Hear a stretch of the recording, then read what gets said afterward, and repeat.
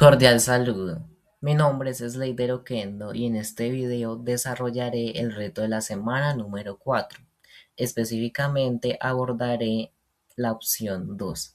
En esta ocasión elegí un artículo de la base de datos Science Direct, el cual traducido al español lleva por título El impacto microeconómico en el crecimiento de las pymes cuando se amplía el acceso a la financiación, evidencia de Internet y la industria de alta tecnología. Bueno, en primer lugar, considero oportuno realizarles una síntesis del contenido de este artículo para entenderlo mejor. Es que este artículo examina la paradoja financiera de las pymes de alta tecnología en Europa, las cuales mantienen un crecimiento anual promedio superior al 30%, a pesar de enfrentar severas restricciones de crédito bancario debido a políticas que evitan incertidumbres en sectores como este. Aquí quiero hacer una breve anotación. Por si alguien no lo sabe, una pyme es una empresa pequeña o mediana, generalmente de menos de 250 empleados, y al aludir a alta tecnología es que se desenvuelven en el contexto de los mercados mediados por el Internet y la tecnología. Siguiendo con la síntesis, a través de un análisis econométrico, es decir, estadístico, el artículo detalla que los indicadores tradicionales de capacidad de pago no son determinantes del crecimiento en este sector, mientras que variables microeconómicas como los ingresos operativos y el beneficio neto sí tienen un impacto positivo y significativo en la expansión del empleo. Eso lo veremos más adelante. Finalmente, el estudio invita a los responsables políticos a facilitar el acceso a la financiación mediante la creación de fondos de garantía y programas de préstamos especializados para sostener el dinamismo de esta industria clave para la economía europea. Bueno, dicho lo anterior, veamos un poco más a profundidad estas implicaciones, que lo primero que tendríamos sería las pymes como pilares fundamentales de la economía europea. Para entender la importancia de este estudio, primero debemos reconocer que las pequeñas y medianas empresas, las pymes, son el pilar central de la economía europea, representando 99 de cada 100 empresas y empleando a 2 de cada 3 trabajadores en el continente. Y es que su relevancia no es solo cuantitativa, sino estratégica. Las pymes actúan como el principal motor de competitividad, innovación y empleo, mostrando una capacidad de resiliencia superior a la de grandes corporaciones, especialmente durante las crisis económicas cuando éstas suelen reducir su planta de empleados. Además, al estar distribuidas por todo el territorio y no solo en centros urbanos, garantizan una distribución justa de la riqueza.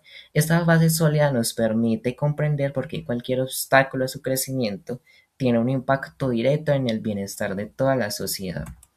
Bueno, lo segundo que tendríamos sería el sector de alta tecnología e Internet.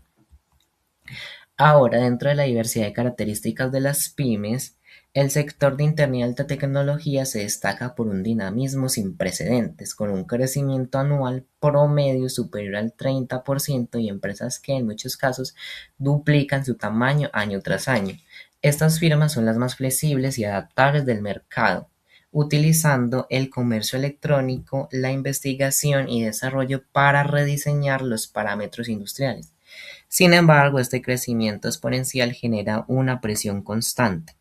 Para sobrevivir, estas empresas deben pasar de una mentalidad basada únicamente en captar cuota de mercado a una impulsada por la rentabilidad y la sostenibilidad.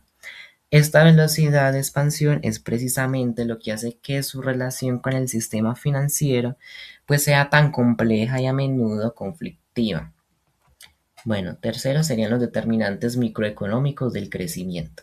Pues bien, al analizar qué factores internos organizan realmente esta expansión, el estudio utiliza un modelo econométrico de regresión múltiple, donde el empleo es el indicador principal de desarrollo empresarial. Quiero anotar precisamente que un modelo econométrico de regresión múltiple es una herramienta estadística que se usa para entender cómo varias cosas influyen al mismo tiempo en un resultado. En este caso lo podríamos entender como la forma en que el empleo influye en el desarrollo empresarial. Luego, los resultados revelan una conexión muy positiva, y es que el crecimiento está directamente vinculado a los ingresos operativos o de facturación, los activos totales y el beneficio bruto o ganancias finales.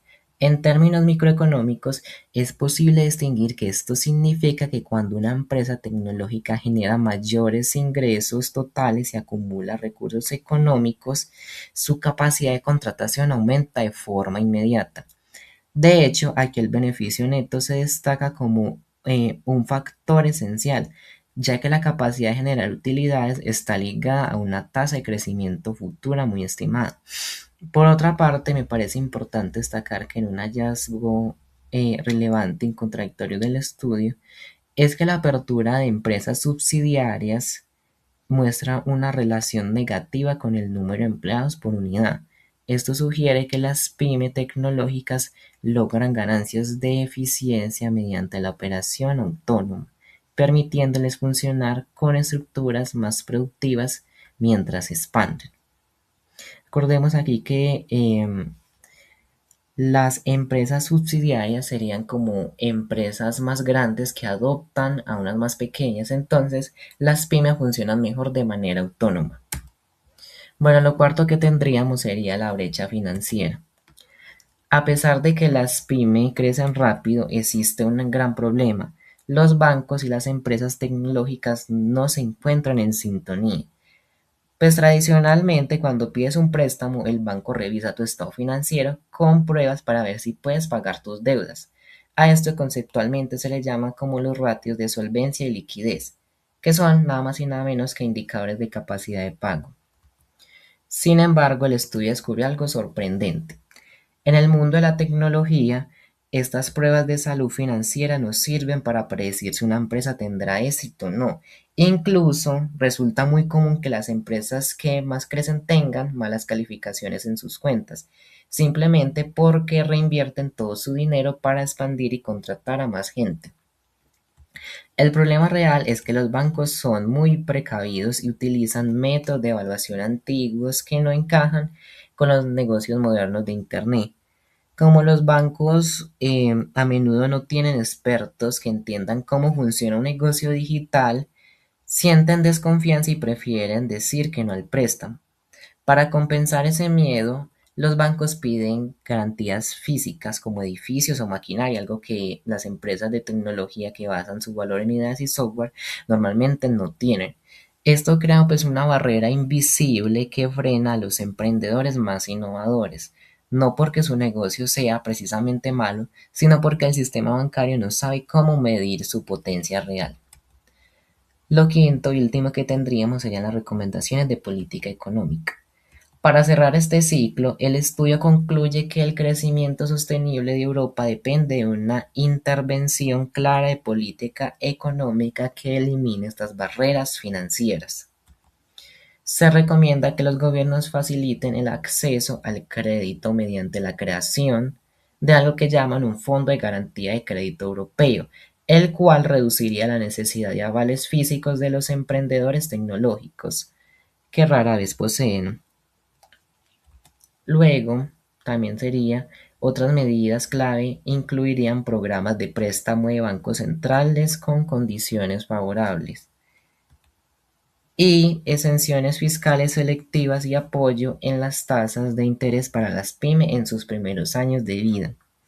Al implementar estas soluciones, se lograría que los factores microeconómicos positivos del sector tecnológico se traduzcan finalmente en una mayor riqueza y menores tasas de desempleo para toda la región. Pues ya para terminar, esta semana aprendí de esta investigación que existe un desbalance muy crítico entre la realidad operativa de las empresas tecnológicas y los criterios que utiliza el sistema financiero para apoyarlas. Mientras que el crecimiento real de estas pymes impulsado por sus ingresos, los bancos siguen limitando el crédito basándose en estándares que en este sector no determinan el éxito. Por lo tanto, es necesario modernizar la evaluación crediticia y otros parámetros para que el capital fluya y permita grandes avances. Muchas gracias.